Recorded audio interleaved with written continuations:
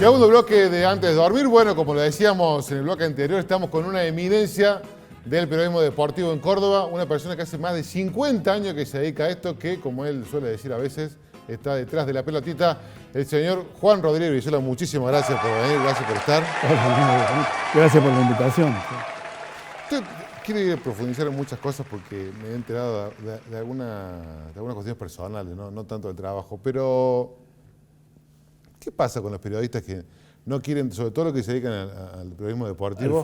Al fútbol, sí, especialmente, sí. No dicen de qué cuadro... Después de los otros deportes no hay nadie tiene, después no hay drama, nadie tiene problema. Atenas, instituto en básquet. Del que quiera. Yo siempre lo grafico de esta manera.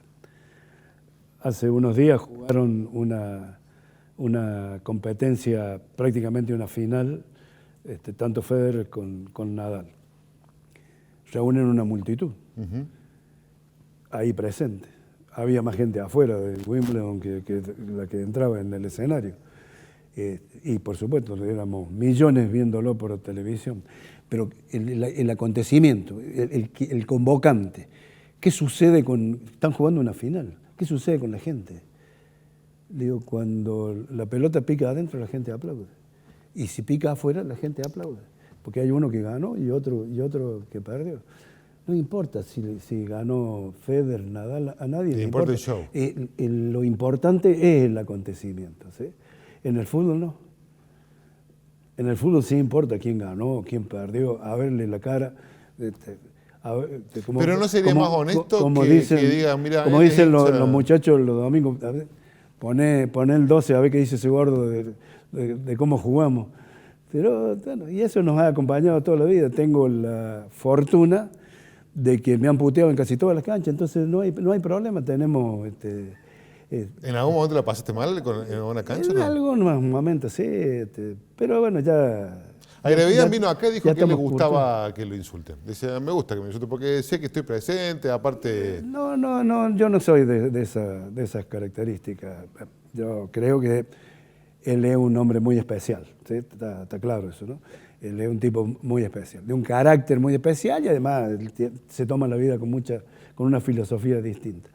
A nadie le gusta que lo puteen. Pero los Brizuelas originales. A todo el mundo le gusta que le soben el lomo. Bueno, sí, por supuesto. Sí, claro, sí. Siempre más lindo eso. Sí, por supuesto. Sí. Pero los Brizuelas originales, sí. ¿De qué cuadro eran hinchas? Los que poblaron la primera vez el suelo cordobés. No, bueno, mi abuelo decía que era de las 3B. Él era de Bolívar, ¿sí?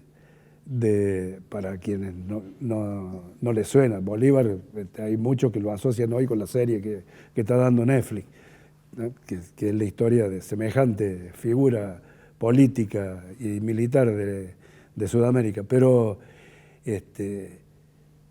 Bolívar era uno de los cuadros del ascenso de nuestra ciudad. Claro, no se metía con nadie, digamos, decir eso... No, pero hablamos de mi abuelo. Sí. Mi abuelo, él era ir a la cancha, digamos. Él era de Bolívar, de Belgrano y de Boca. Y procuró que sus hijos salieran futboleros también, les gustara. Mi abuelo no iba a la cancha, pero él era de las 3B. Y los hijos le salieron de Bellavista, de Talleres y de River. Salvo Víctor, que era de San Lorenzo, pero después, todas esas cosas.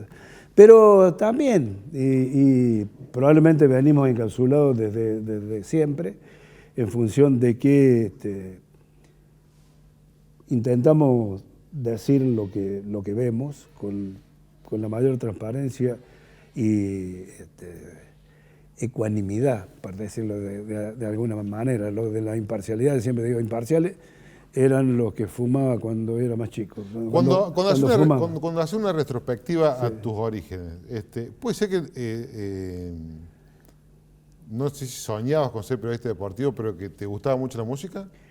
No tenía vocación de ser periodista deportivo, eso tengo medianamente en claro, de cuando era chico, pero sí he tenido la fortuna de vivir de la radio, de lo que hago, y de recordarme desde muy niño siempre dentro de la radio.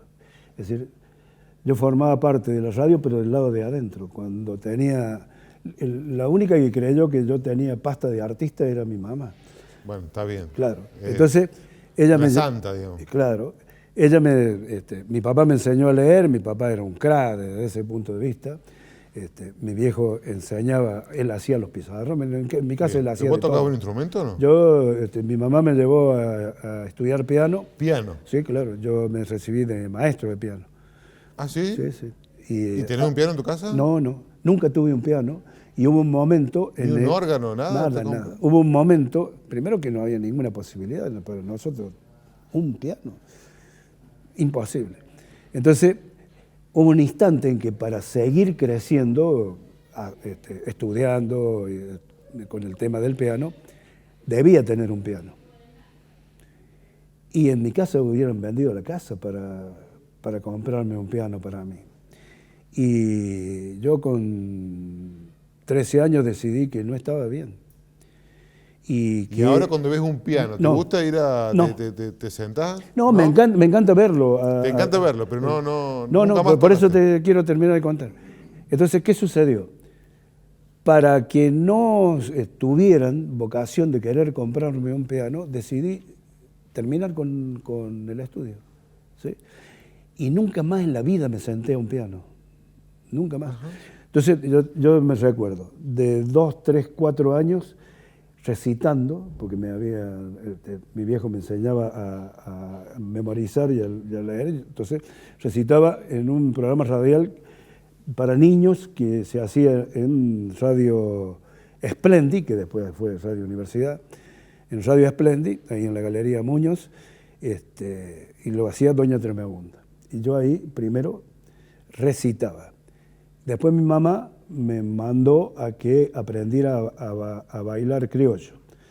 Entonces, primero recitaba, después ya con más años recitaba y bailaba, que esas cosas que uno cuenta, bailaba por radio. Entonces, los nietos míos me miran y me dicen, está loco este gordo.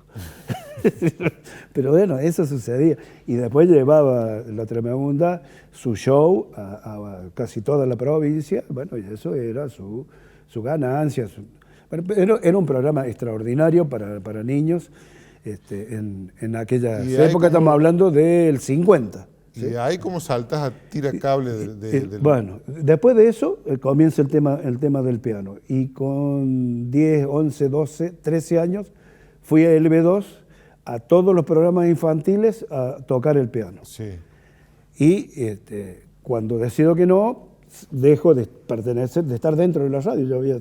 Por eso digo, siempre estuve del lado de adentro.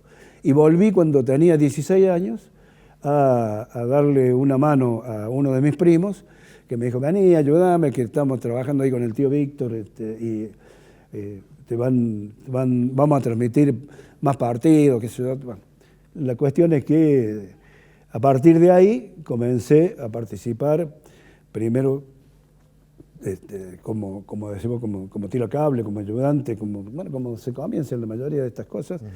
Y después, en función de algunas cosas que Brizuela entendía que yo decía con algunas... ¿Y te acordás la primera vez que te dio aire Brizuela? Sí, casi me muero. ¿Qué partido era? Me tocó comentar un partido de Villa Salais, era un partido de primera división. No, de un partido del ascenso, un sábado a la tarde. No sé si Villa Salais y La Flor eran grandes partidos en aquel momento. Y escribí algo así como 10 renglones. Y estuve a punto de largarme a llorar. Pero llegué a terminar las últimas frases, pero sin casi poder hablar. Se me cerró la garganta, me agarró. De repente me di cuenta que estaba un micrófono ahí, que yo lo había ignorado totalmente, y eso casi me deja ahí fuera de combate en la primera vez, en la primera pelea, con el micrófono. A lo que, bueno, después con el paso del tiempo, me acordaba lógicamente de algunas cosas que me enseñaba Víctor, que al micrófono no hay que tener miedo, al micrófono hay que tratarlo con respeto. Nunca te sientes a un micrófono sin haber leído el diario de hoy. Ah, es clave eso. Sí, claro, porque entonces decía, no te pueden sorprender en un programa del que vos vas a participar preguntándote algo como supuesto periodista deportivo, algo que haya sucedido en la jornada de ayer, porque los diarios eran de ayer, bueno, y que vos no sepas. Entonces, nunca te sientes a un micrófono sin haber por lo menos leído el diario de hoy.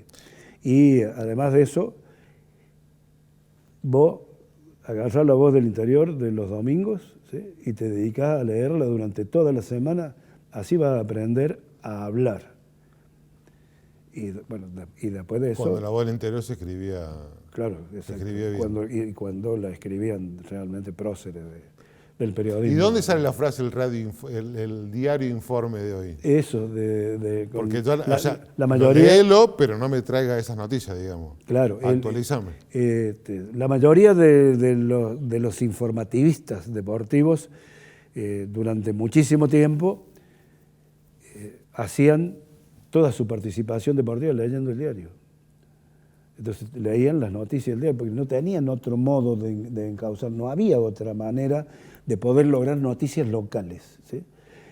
Vos tenías una teletipo, que era uno de los elementos más extraordinarios que había en una radio, que te traía de vez en cuando alguna noticia deportiva que producía Telam y que bueno, vos tenías la posibilidad de contar lo que hacía River, Boca, Independiente, San Lorenzo, la selección argentina, nada de acá. Entonces, la mayoría se sentaba a hacer sucesos deportivos, muchos de ellos con el diario en la mano. Entonces, Víctor empezó a cargosearlo a todo con el diario informe, hasta que entendieron, o entendimos todo, por decirlo con mayor exactitud, que lo que había que hacer era trabajar, era producir las noticias. Así que a partir de ese momento y de la participación de algunos tipos como yo que tenían libertad en tiempo para poder, yo ya había terminado el secundario, ya era empleado del Hospital Clínicas y... ¿Empleado qué hacía en el Hospital Clínicas? Bueno, a mí me dieron trabajo en un momento en el que en mi casa se necesitaba trabajar porque a mi papá lo habían cesanteado de la policía. A mi viejo lo cesantearon 2 veces. La primera vez, cuando yo era muy pequeñito, porque se negó a ponerse la tira negra porque se había muerto Eva Perón. Y como en aquel momento, como en este momento, los muchachos de la Cámpora entienden de que no se necesitan periodistas ni tampoco efectivos militares o policías, sino militantes. Eso es lo que han querido toda la vida. Y eso pasó en aquel momento y a mi viejo lo echaron. Después pasó a ser sodero y otro tipo de cosas, hasta que lo reincorporaron otra vez a la policía. Pero ya de grande mi papá perdió su empleo y entonces había que salir a laburar.